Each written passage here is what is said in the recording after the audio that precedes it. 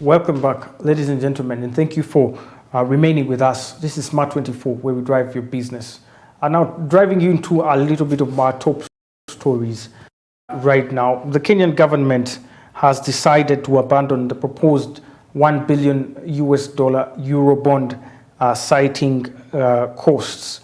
Now, Kenya has scrapped plans to issue $1 billion worth Eurobond that, of course, was expected by the end of June this year, as the rising cost of financing debt, foreign debt, coupled with a relentless depreciating currency, dampened the sustainability of the planned issuance. Dr. Heron Sirima, who is the Director General of the Public Debt Management Office of the National Treasury, told a Kenyan newspaper that the ministry reached the decision due to high volatility of course, the international capital markets. Already, yields on the 10-year bonds maturing to in 2024 and 2028 have risen sharply and continue to spike amid the Ukraine conflict and the announcement of major central banks, including the United States Federal Reserve Bank and the UK Central Bank, signaling higher repayment costs. Julius Muia, who is the Principal Secretary at the National Treasury, had earlier expressed fears that the growing yield of existing Eurobonds might compel governments to explore alternative borrowing sources to finance the budget deficit. He said that, and I quote, "We are still keen on the international market for funding resources, but are cautious about the yields which are currently elevated. We have to be careful about the yields to keep our financing sustainable." That's according to Mr. Muia, who is the Principal Secretary of the National Treasury of the Kenyan nation. A Kenyan economist, however, Mr. Tony Watima, also said that in the prevailing conditions, the Eurobond market, of course, in the prevailing conditions in the Eurobond market, it would be unwise to go to the market, claiming that Kenya's debt restructuring plan is to move away from foreign-dominated commercial loans, which comes with high risk and high interest rates, and of course to go for more concessional loans. So issuing another Eurobond at this time means that they are scaling back on their restructuring plan. That's according to Mr. Watima, who is an economist, of course, in Kenya. In this financial year, Kenya spent about $9.8 billion. That is about 31% of its total budget in debt repayment. And of course, the Treasury estimates that it will spend up to $11.6 billion. That is about 64% of its expected tax revenue to repay the country's loans in the financial year beginning 1st of July. Now, rising dollar shortage, partly blamed on the rising cost of servicing external debt, is crippling manufacturers' operations, with some even mulling closing shop and others demanding payment of customers or from customers in dollars rather than in the shillings. According to, of course, Kenya's Manufacturing Association, manufacturers are facing a shortage of dollars, and of course, they are grappling with the weakening Kenyan shillings, which means they have to use more Kenyan shillings to access the same amount of dollars. And this has created a lot of problems on the exchange rate, to the extent that there is a parallel exchange rate that has been created in contrast with the official exchange rate, as people are finding ways of getting to acquire the US dollar on the black market, and this is creating problems. Of course, the dollar has been trading at about 115, but you find that on the black market it's at about 116 to 118 Kenyan shillings, and this is creating problems when it comes to trading. However, according to Dr. Patrick Njoroge, who is the governor of the Central Bank of Kenya, they have denied claims of dollar shortage. And the Kenya Association of Manufacturers say they are unable to access enough dollars in the markets at the official price. The debt distress and, of course, debt risk in Kenya is quite high, given the statistics we have already seen. But according to the National Treasury, they will nonetheless have to continue borrowing to bridge the $7.4 billion US gap that, of course, that is the budget deficit, about $7.4 billion US dollars for the budget of 2022-2023 financial year. But we'll now have to explore other options. Of course, they say that they will continue to borrow externally with strong bias on concessional loans to support balance of payment position and safeguard crowding out of the private sector. That's according to Dr. Sirima.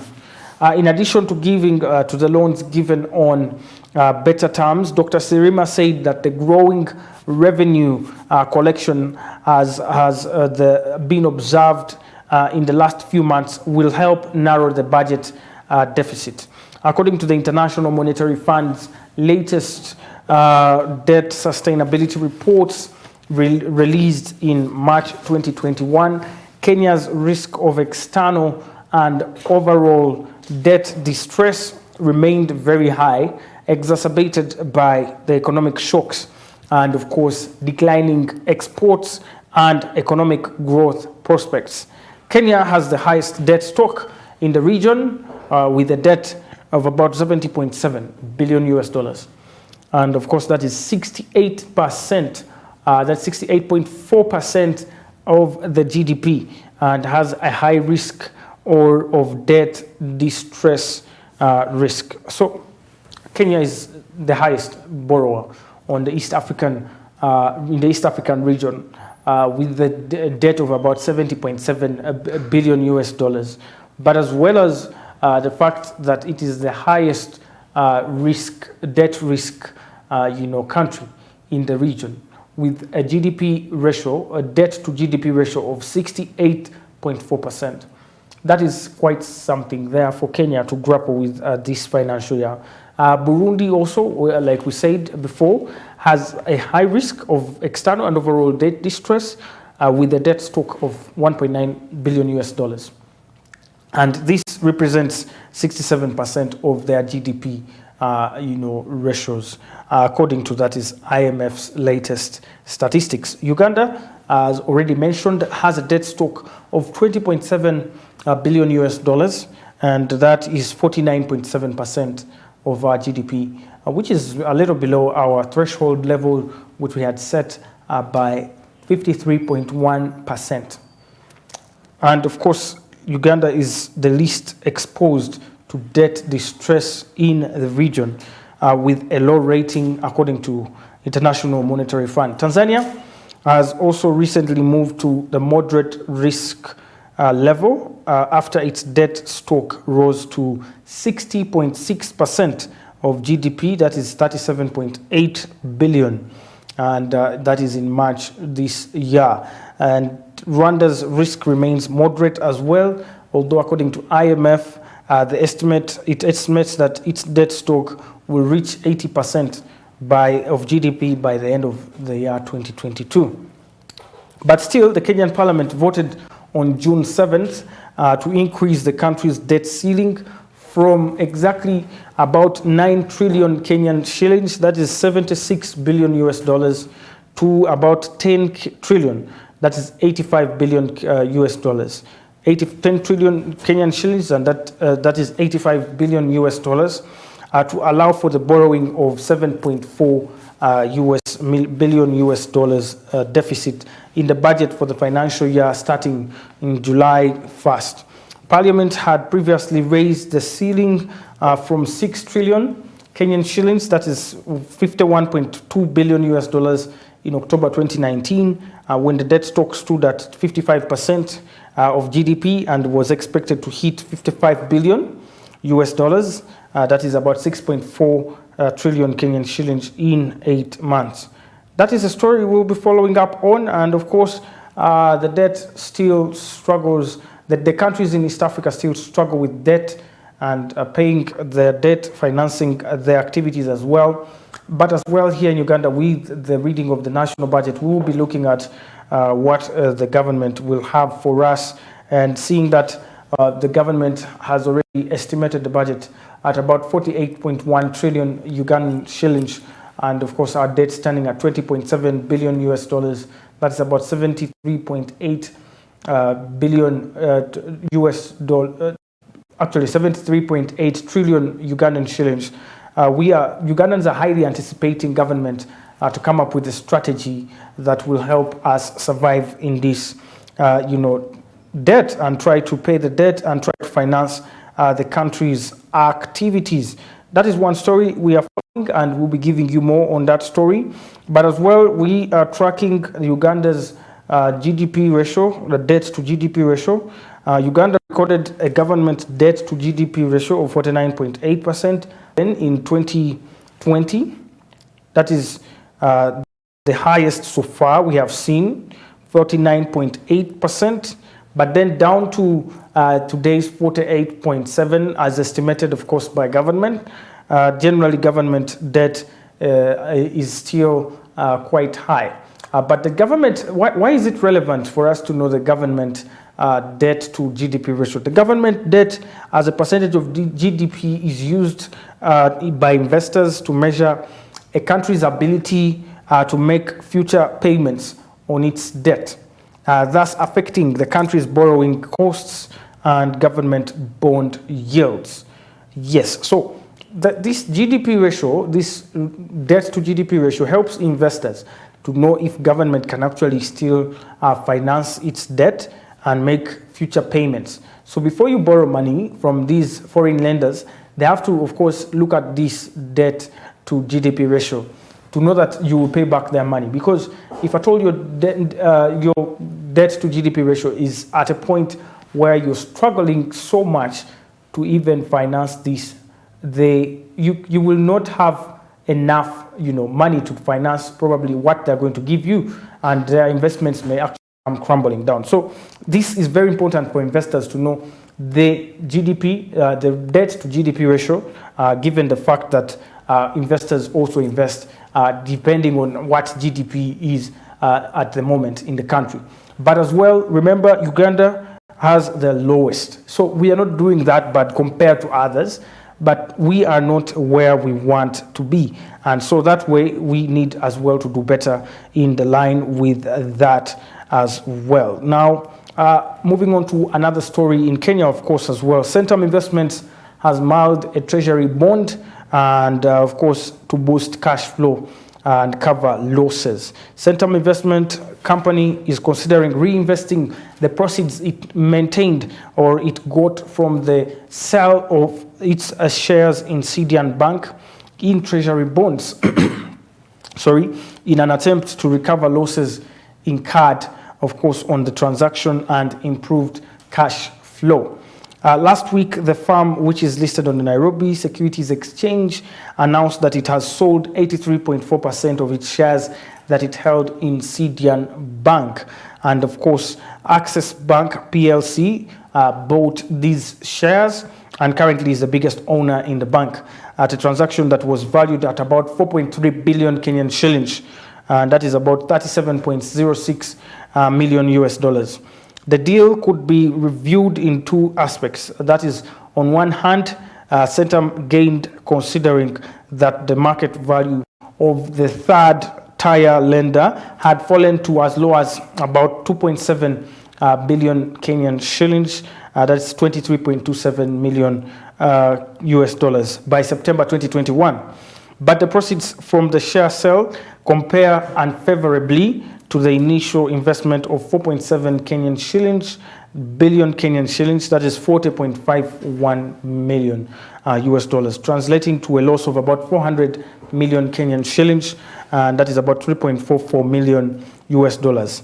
Of course, they never gained against the original investment, but for them, they have been on the issue of recovery of value. The option they had, of course, was to stay on board and put in more capital or exit and get back the capital and redeploy it in other agencies. That's according to Mr. Moria. Now, every time they acquired revenue, they revalued the bank and tried to reinvest in other assets. The revaluation is not tied to cost as well. It depends on where the market is and where the share value of the bank is as well. So at the end of March last year, that is 2021, they were carrying it at about 2.4 billion Kenyan shillings, and then at the end of September, they were carrying it at about 2.7 billion Kenyan shillings. So when they revalued the bank below the cost of growth, they put it through the profit and loss account. Of course, Centum Investment has had its share of tough times, but now we are seeing it moving into investment in treasury bonds. Remember, in Kenya, treasury bonds are very, very, very lucrative businesses, because as you saw, given the debt that the government is trying to finance, the foreign debt, they are trying to come up with better loans, concessional loans, and they're considering more domestic markets in terms of borrowing. So the treasury bonds are quite attractive there in Kenya. So the Centum Investment Company is considering to move into borrowing using the treasury bonds rather than using the foreign markets as well there for Kenya. Now that gives us an opportunity as financial markets enthusiasts, because whenever governments are borrowing, we are lending, and of course they return our interest.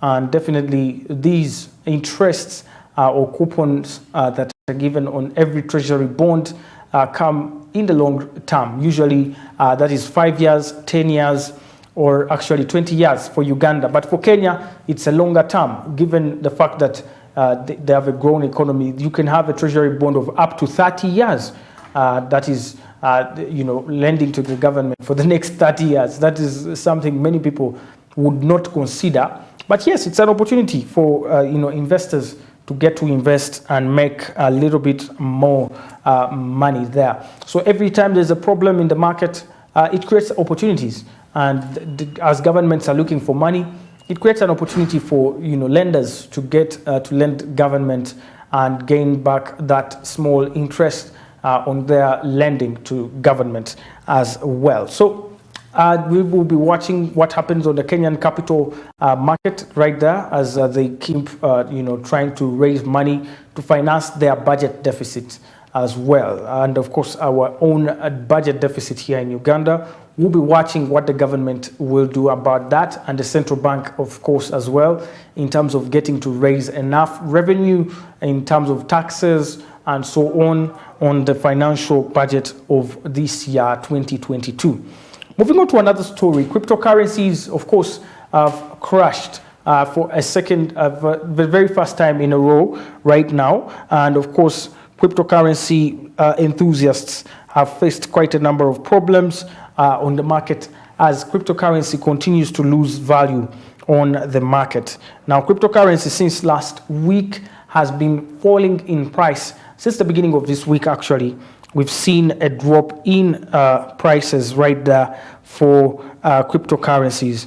And of course, many people who have been trading on the cryptocurrency platforms have made extreme amounts of losses, with the biggest cryptocurrency, that is Bitcoin, falling to about $25,000 from 30,000.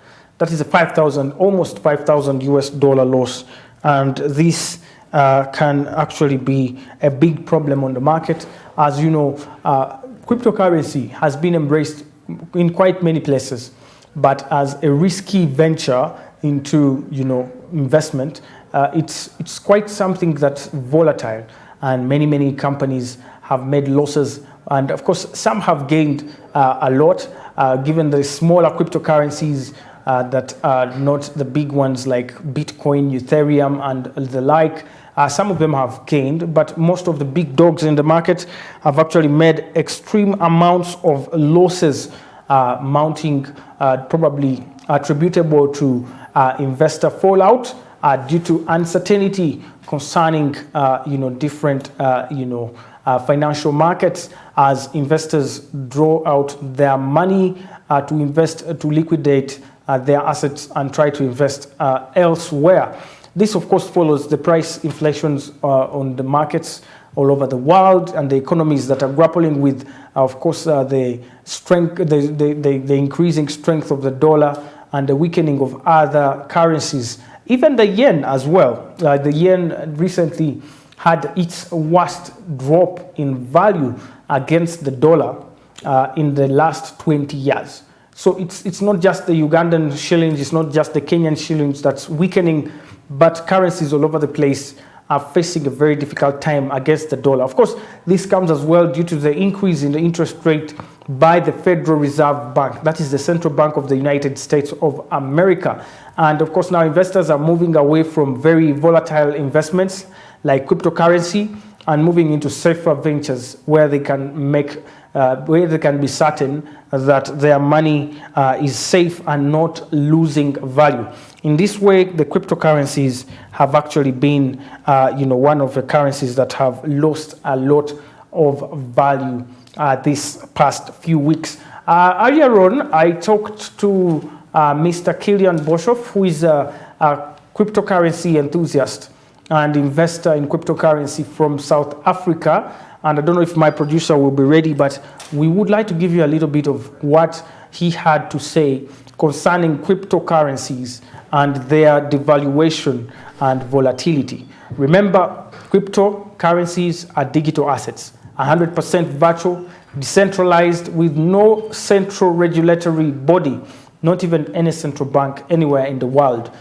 They only depend on blockchain technology and cryptography to secure transactions using ledgers and the like. So we were talking about how the evaluation of the relevance of cryptocurrency today and why people should be interested and what are the problems associated with it. And of course, he talked about a number of things, saying that, for example, some of these cryptocurrencies need education. You should not invest unless you have enough education on about cryptocurrencies. And he said, of course, that you can start by investing probably in the stock market and then move to the riskier cryptocurrency, because they're quite risky investments there for investors because of the volatility, because of lack of regulation and all these other things. They're quite risky ventures. You could lose all your money, but as well, they're quite, for those who have actually gained from them, they could be very attractive investments as well. So he said you need to be educated on the market and get to know the players in the market, get to know the experts, and get to know which coins are the best buy at what time, and a couple of other things. But all you need is information before you can actually safely invest. As well, he mentioned the fact that government should probably not shun away from these digital assets. Of course, governments around the world are coming up with the central bank digital currencies, that is the CBDCs. These CBDCs are looked at as what could substitute, our, physical money. These are digital currencies for different nations. They're not like crypto. Crypto is not a currency, actually. Crypto is just digits that you transact, on a certain ledger. Yes. After you make a certain payment, you just have digits changing.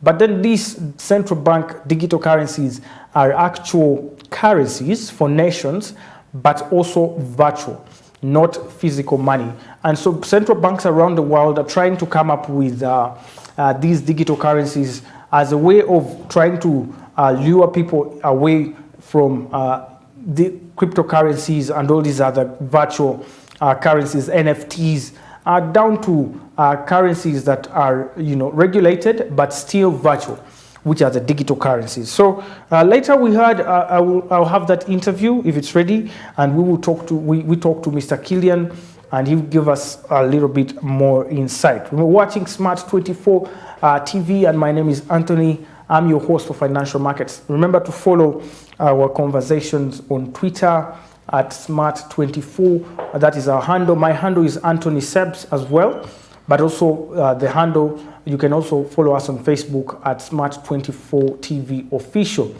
where you can catch all the latest on the capital money markets and the business around the world. We're going to go into a short break. When we return, we get into an interview I had with Mr. Killian talking about crypto, as well as what it has for investors, young investors especially. We'll be right back.